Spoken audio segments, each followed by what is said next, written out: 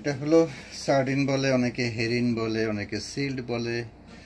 এটা অন্টারিও লেকের মাছ। নায়াগ্রা ফলসের পানি প্রবল স্রোত, সেই স্রোত থেকে ধরে নিয়ে এসেছি। একেবারে ফ্রেশ, খুব সুন্দর তরতাজা। এর চেয়ে ভালো আর হয় না। আঁশ ছাড়াতে হবে এইভাবে, এই আস্তে আস্তে এইভাবে একটা ধারালো চাকু দিয়ে এই মাথা ধরে ধরে কাঠের উপরে নিয়ে বসে এইভাবে আঁশটা ছড়াই রাখবেন। তারপরে মনে করেন আরেকটা মাছ নিয়ে আসলেন, এইভাবে ধরে মাছটাকে ধরে এই সুন্দর করে এই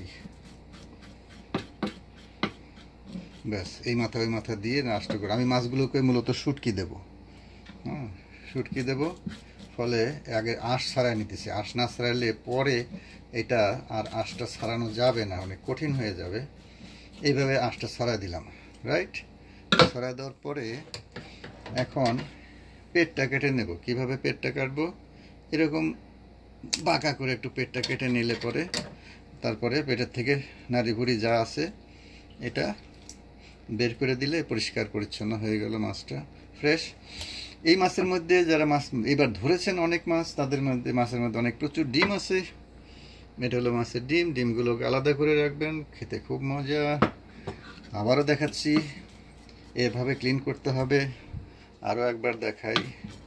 জাস্ট মাছটাকে ভালো করে চেপে ধরে একটা ধারালো চাকু দিয়ে এইভাবে একটু নাড়া দিলে পরেই আঁশ চলে যাবে।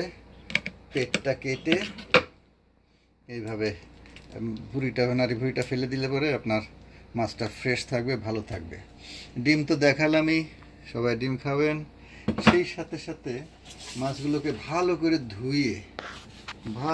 ধুয়ে সুন্দর করে এরকম একটা সাদা কোনো একটা জায়গায় বা পরিষ্কার পরিচ্ছন্ন কোনো একটা জায়গায় রেখে একটু বাতাসে দিয়ে, রোদ এবং বাতাস আছে এরকম অবস্থায় রেখে আপনার শুটকি করে নিতে পারেন।